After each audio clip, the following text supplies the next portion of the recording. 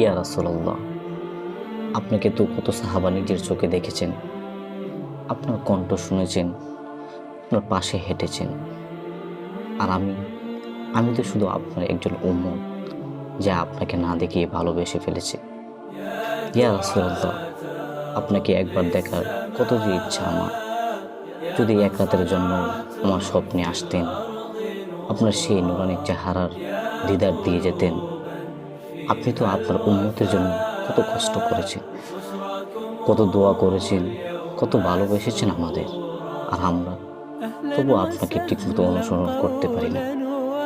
ইয়া রাসূলুল্লাহ, আপনার সেই দয়া আর ভালোবাসার ছায়ায় আমাদের জীবনটাকে রাখুন, যেন কিয়ামতের দিন আমরা আপনার উম্মত হয়ে আপনার শাফাআত পাওয়ার সৌভাগ্য পাই।